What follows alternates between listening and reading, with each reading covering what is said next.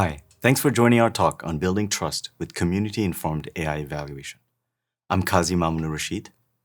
And I'm Jamila Smith-Loud. We are research managers on the Responsible AI team at Google. Building trust is key to generative AI adoption and better user experience. This requires engaging with users, including marginalized communities, to cultivate trust and ensure responsible development of generative AI-based tools. Marginalized communities are defined as communities with unequal access to resources and opportunities based on historical, economic, or social factors. In this workshop, you will learn actionable steps to integrate diverse community feedback on responsible AI principles such as fairness and accessibility into AI evaluation.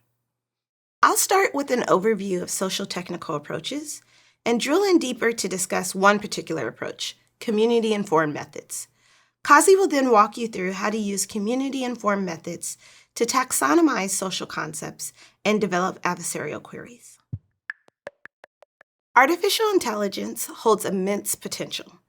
It offers innovative ways to tackle humanity's biggest challenges in healthcare, education, transportation, and beyond. To ensure this potential is realized responsibly, Google developed a set of AI principles to guide us. These principles, like fairness, transparency, and accountability, have provided a framework for ethical AI development. Importantly, these principles naturally lead us towards a variety of social technical research methods, including community-informed approaches to AI research.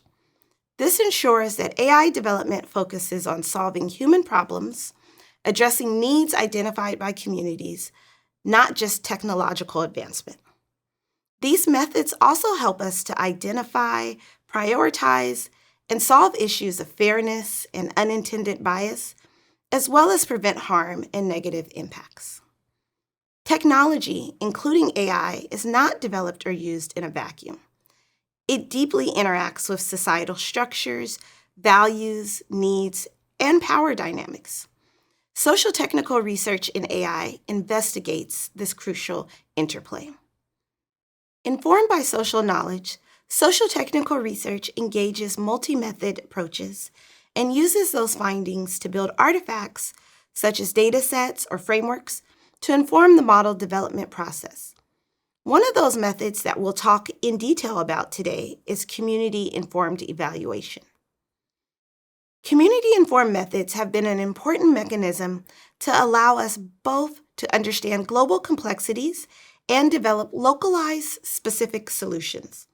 Let's delve into why this approach is so valuable. The first reason is unveiling global realities. These methods aren't limited to local issues. Community members offer firsthand insights into how global forces like economic shifts, climate change, and migration patterns impact their lives.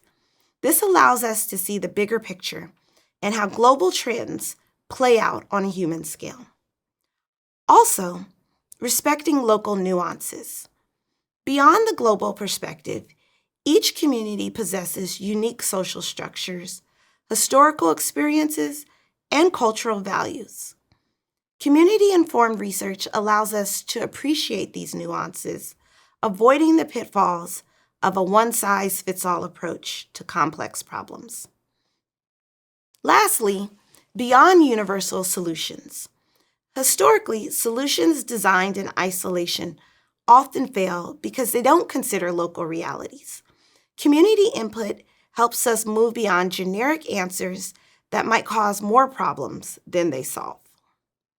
So we've talked about social technical research and circled in on community-informed methods and why they matter, but I also want to answer the question, what exactly are community-informed research methods? These methods are defined by partnership, not observation. These methods shift the dynamic from researchers simply studying a community to a true collaboration with the community. They become partners in shaping research questions, collecting data, and determining what to do with those results. Also, valuing lived experience. Community-informed methods acknowledge that residents are experts on their own lives. Their experiences and knowledge are just as important as academic expertise in producing valid insights. Deeper contextual understanding. These approaches dig deeper, revealing how historical events, social structures, and cultural norms directly impact the issues being investigated. This nuanced understanding is crucial for developing appropriate solutions. Building trust and participation. By involving the community, trust increases, leading to more meaningful engagement.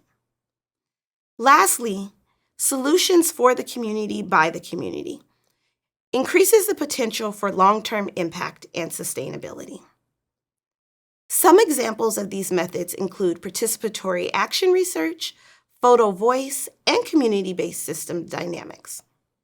Now, let's dig deeper into concepts that are crucial to developing community-informed practices.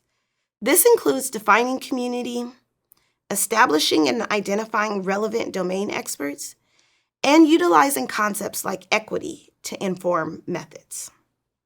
So what is community, and how do you define it? You might initially picture a community as a group of people living in the same neighborhood or town. And while geography can play a role, the concept of community extends far beyond mere location. We have taken some learnings on how to define communities from the academic literature on communities of practice, which uses the definition of groups of people who share a concern or a passion for something.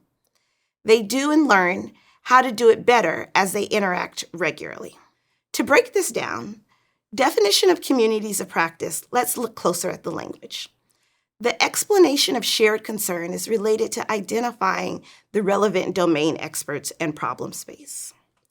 Learning how to do it better is related to the practice of applying the feedback from the community engagement to applied problems and the ongoing iteration necessary to get to a solution. And interact regularly is the process of collaborative engagement that you choose, which could be workshops or focus groups. Establishing domain experts is crucial in community-informed research methods. Towards the goal of ensuring contextual understanding, bridging the gap between research and practice, enhancing trust and collaboration, and ensuring ethical research practices. At Google, we established EAR, the Equitable AI Research Roundtable, to bring together external experts in equity with research and product teams. The first task when we developed this group was to identify the domains and fields of study that had established research and practices related to fairness and equity, and we reached out to relevant experts based on experience in those domains who are working from an equity lens. Let's go through now the fundamentals of the equity-based approach and clarify that problem space. How do we conduct equity-based evaluations of generative AI? These approaches offer a distinct way of understanding issues, investigating problems, and designing solutions in a way that truly strive for fairness and justice. First is moving beyond individual outcomes. Instead of focusing solely on individual success or failures, equity-based approaches emphasize the importance of understanding the larger social systems that shape opportunities and outcomes. The goal is to identify and address any institutional policies, practices, or other systemic factors that contribute to disparities. Also, utilizing data-driven decisions. Equity approaches are grounded in reliable data analysis. We avoid anecdotal evidence and prioritize rigorous data to understand the scale of the inequities and how they specifically impact different communities. Historical context matters. We cannot fully address present-day inequalities without acknowledging their historical roots. An equity lens examines the past to understand how social structures have created the conditions we see today. Lastly, empowering communities. Most crucially, equity-based frameworks center the voices and leadership of those directly affected by the issue. These communities have vital expertise and are best placed to help design meaningful solutions and contribute to decision-making at every step. One of the challenging parts of community-informed research is taking insights that are sometimes messy and unstructured and creating some structure to ensure that the insights are translated into actionable artifacts like frameworks, toolboxes, data sets, and taxonomies. This happens through ongoing iteration with community partners. Many community-informed methods utilize an interactive and iterative process to develop these artifacts that include working with community experts to brainstorm and develop the initial version of the artifact, and iterating with the community members through testing, revision, and further refinement. I will now pass it over to Qazi, who will talk in more detail about how we translate community-based expert feedback into evaluation data for generative AI. Expert community feedback could be translated into many applied artifacts. This could be in the form of datasets for training and evaluation purposes, such as adversarial dataset. It could be guidelines for models to follow, or frameworks to identify and assess potential risks. Today, we're going to focus on how to create adversarial queries by incorporating expert feedback into the process. Adversarial queries are queries that look safe but have a high chance of resulting in a harmful or unsafe response from a model. Our goal would be to learn about key building blocks of query creation, focusing on responsible AI principles such as equity. Here are the key components we will be using to create a query. Let's go over each of these components and see how we can incorporate expert feedback to identify and validate them. Let's start with the first component. Does the product belong to a sensitive domain? We start with sensitive domains like health, employment, and human rights because these involve critical decisions that could significantly impact people's lives. For example, an AI model used for medical diagnosis could affect a patient's treatment plan, while an AI model used for hiring could determine someone's employment opportunities. By focusing on sensitive domains first, we can ensure that AI is developed and deployed ethically and responsibly, minimizing potential harm and maximizing its positive impact on our lives. Once you determine the domain, the next step is to identify the key subdomains that the product addresses. To accomplish this, you can rely on three criteria: significance, relevance, and feasibility. Significance refers to evidence of disparate impact to populations across the country. Relevance is about the presence of known disparities in AI applications within the topic area. And feasibility means availability of data and evidence in research regarding the topic. Let's say your domain is health. Applying the criteria before, you can determine a list of key subdomains that may contain the following salient health outcomes like diabetes and skin cancer. Now, you have identified the domain, say health, and the subdomain, say diabetes. But what aspects of diabetes should we focus on to create the adversarial queries? This is where we need to think about the key topics through which equity in health could be understood and measured. For this, we would need a taxonomy or collection of topics related to equity concerns.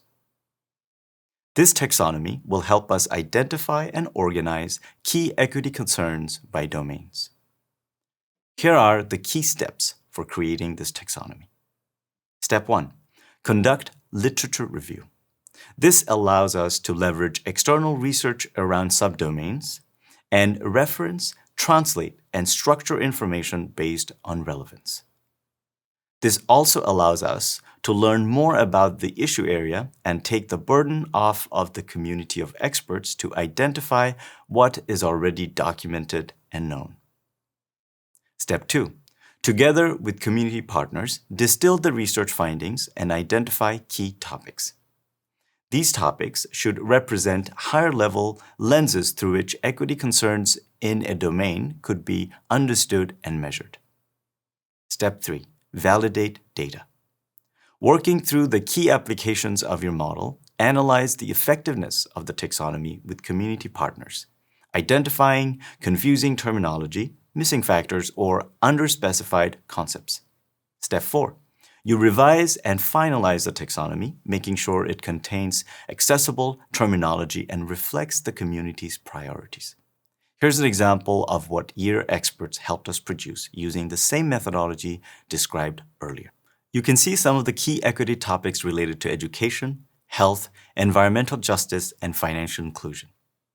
Each category here covers a broad range of equity issues. For example, health includes topics around access, experience, and quality of healthcare. The key thing to remember here is that these topics could apply to all subdomains, meaning topics related to diabetes would be the same as skin cancer. It's important to mention that these topics are non-exhaustive. Depending on the region and your context, the equity topic may change. Next, we identify the sensitive user groups. When we create adversarial queries, we will need to input information that mentions explicitly or implicitly certain user groups. For this, we can use the current classifications from the United States identifications of protected and civil rights-based demographic identities. This includes identities such as age, gender, and race. As with previous sections, you would want to validate these sensitive identities with the experts. To gather effective feedback, you can ask them the following questions. Do these categories represent the sensitive groups for my domain? Are these categories comprehensive? Are there other credible sources from where I can pull more information around sensitive groups? And now you move on to use cases. To create effective adversarial queries, you'll need a better understanding of how sensitive user groups may interact with the product in the real world.